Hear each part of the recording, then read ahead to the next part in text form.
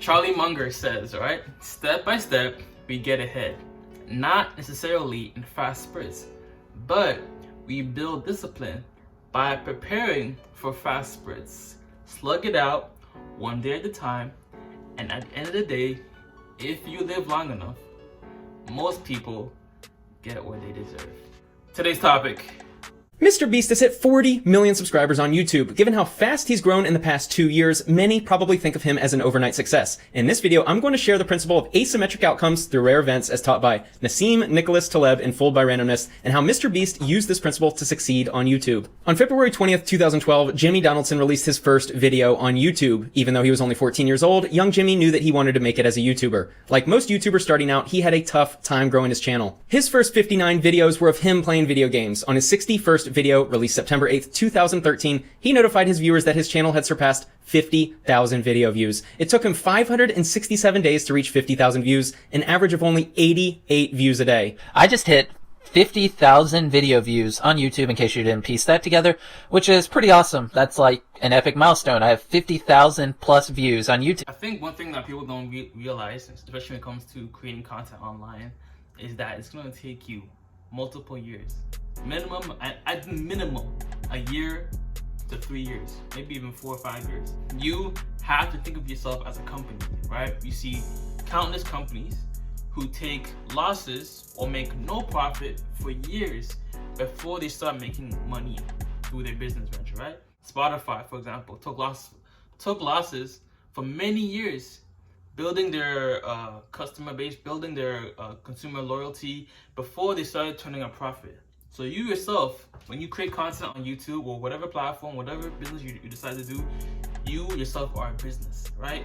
So it's going to take you many years of not making money or even losing money on the content that you create before you start recouping on the time, energy, and money that you've invested into creating your content. Right, for me, 3 years. And then even the content I made in the past is not relevant to the content I'm making right now. That's why in my video, like the view to subscriber ratio is significant, is pretty off, right? Because I used to make content about stand-up comedy.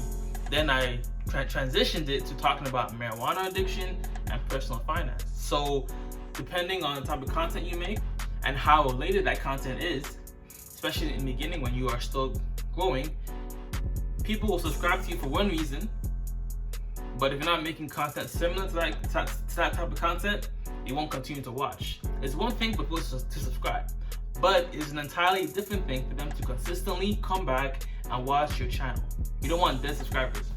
On March 31st, 2014, Jimmy released a video titled 2 Years of YouTube. And I've actually uploaded like over 300 videos to this channel, but a lot of my older videos sucked. I've been doing YouTube for about 2 years now, and I'm approaching 1,000 subscribers. You're probably wondering to yourself, why did this kid keep making videos? To this point, he had made hundreds of videos and hadn't even reached 1,000 subscribers. Surely he was not meant to be a YouTuber. This leads me to one of my favorite authors, Nassim Taleb. In his book, Fooled by Randomness, he talks about a concept that led to Jimmy having the success he had. In Nassim's words, asymmetric outcomes means that the payoffs are not equal. Over time, one side will gain more than the other. But you can pretty much tell how the random event would hit you, no? You know whether you're going to make from it, lose from it, make a lot, lose a lot, okay? So you try to position yourself in a way to benefit more than you would lose from a random event, okay? Or to lose less than your neighbor from a random event. That's the idea of asymmetry. It's pretty much like an option, what I call an option. An option, you make more on the upside than you would on the downside. And if you, in general, make more from a random event than you lose from it, then you're going to do very well in the long run, provided you make sure you're going to survive. To understand this point and how it applies to MrBeast, let me give you a quick example. I'm here in Las Vegas and I create a casino game on my own. There is a roulette wheel with 1,000 numbers on it. I will select just one number. If the wheel stops on any number besides the number I choose, I will hand you $1. If the wheel stops on my number, then you hand me $10,000. The probability of you winning one individual turn is 99.9%. The probability of me winning an individual turn is only 0.1%. The frequency or probability of the loss in and by itself is totally irrelevant. It needs to be judged in connection with the magnitude of the outcome. Even though I will have a lot of spins where I will pay you $1, my expected return is actually profitable for every spin because statistically I will hand $1 to you 999 times for a loss of $999, but on one of the 1,000 spins, you will hand me 10,000. Essentially, what we're getting at is that the income you can generate online is endless. is unlimited, essentially, quote unquote, right? Compared to the fixed income that you get from your job. You know you're guaranteed security, guaranteed a safety net of income per month, bi-weekly. But there have been times for me personally where I made if you take into account how many years I've been on YouTube and how much money I've made, I'm still technically below the poverty line. But if you just take it by year, as of right now, like 2020, I made more money now than I've ever made in the past, right? At least like $4,000 a month, essentially, right? So the main takeaway I can say for you personally is to create an additional source of income, whatever you can afford to do, whatever you can have an outlet to do. Ideally online, right? Focus on your job, focus on being the best employee that you can be, but also creating a secondary source of income by talking about your experience, whatever you know about, whatever you have passion for, whatever you have knowledge about. Like for me personally, one of the things that I talked about that I didn't necessarily study, but was pornography addiction, like NoFap, right? Erectile dysfunction due to porn-induced erectile dysfunction, right?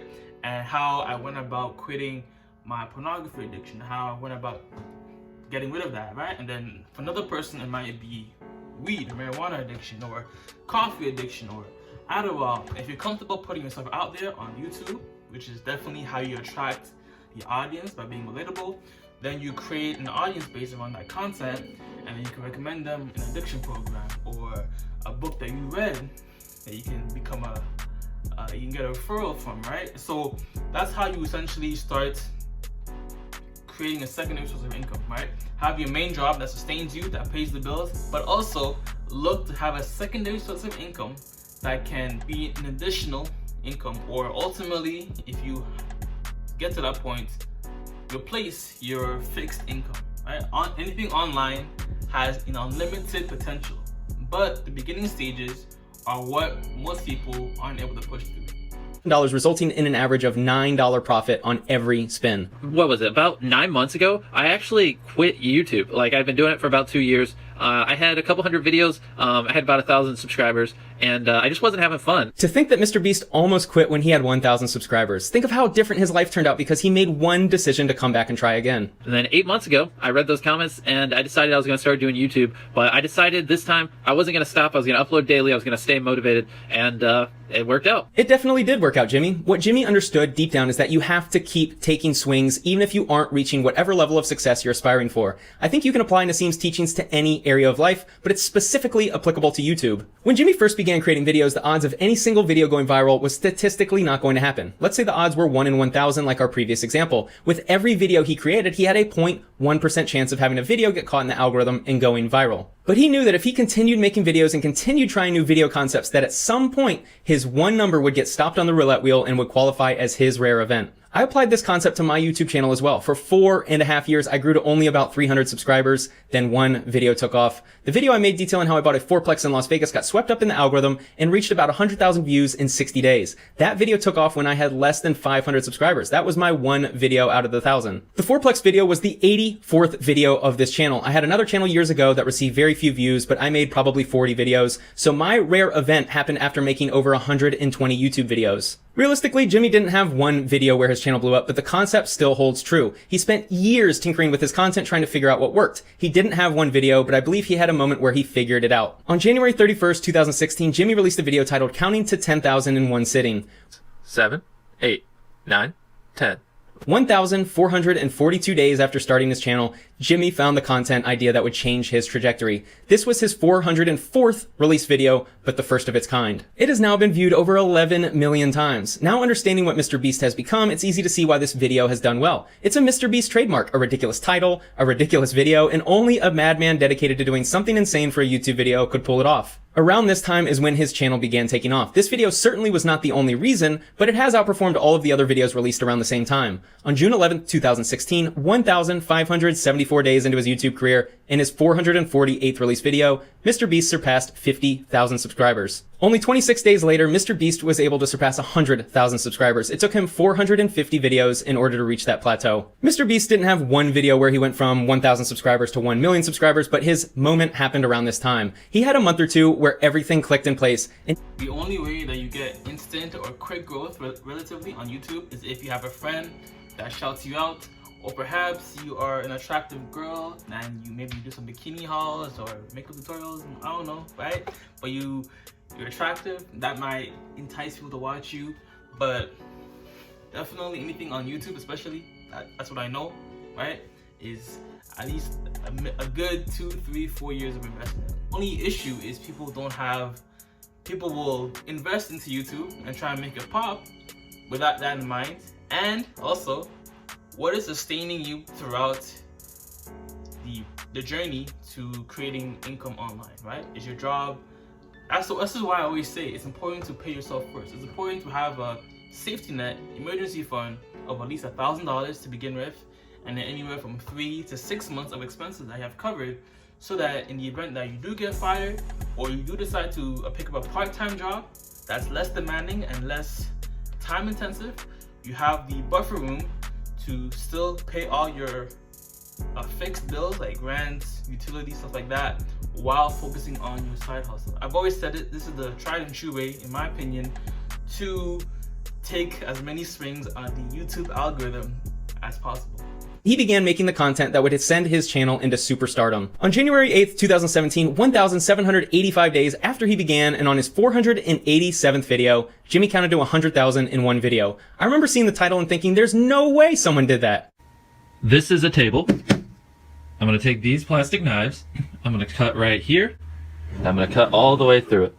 All of those years spent trying to figure out what content to make and tinkering with his ideas, Jimmy now found his golden ticket. His content is doing outrageous stunts using crazy large numbers that are so outrageous that you have to click to see if he went through with the plan, and of course donating all of the money he was making. Over the next few months, he made the following videos: reading the YouTube terms of service, reading the entire dictionary in one sitting, counting to 200,000, dropping 10,000 pennies in public prank, watching Dance Till You're Dead for 10 hours, reading the longest English word, spinning a fidget spinner for 24 hours straight, counting to 300,000, giving homeless people $1,000, watching It's Everyday Bro for 10 hours, giving a random homeless man $10,000, saying Logan Paul 100,000, and giving my mom $100,000. When Jimmy first began making videos, he was receiving under 100 views per day. Now he's consistently receiving tens of millions of views per video. He was then able to rip off one of the best 24-month stretches in YouTube history, gaining 98% of his 40 million subscribers along the way. What I want you to take away from this video is this simple concept. You need to be willing to take small L's for years if you're trying to build a YouTube channel. You'll need money for equipment and editing software. You'll spend hours making a video. You may spend another few hours editing and uploading. In terms of editing software, only thing I use is iMovie. I have a tripod,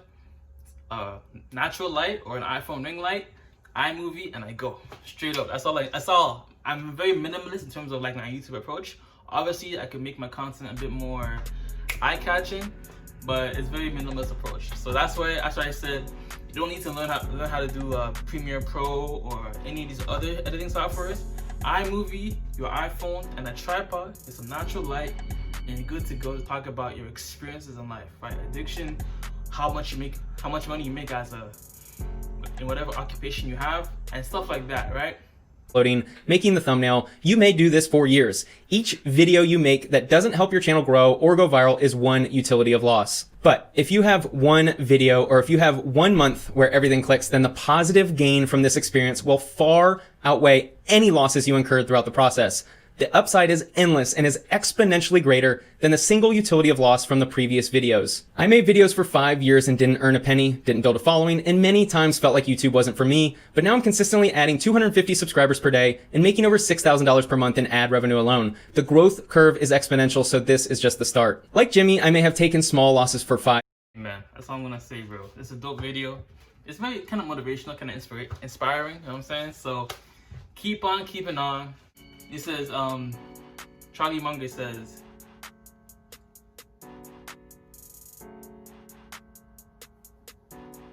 what does Charlie Munger say?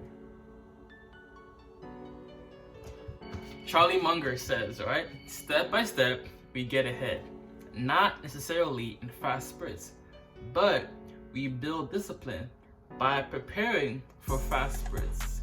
Slug it out one day at a time, and at the end of the day, if you live long enough, most people get what they deserve.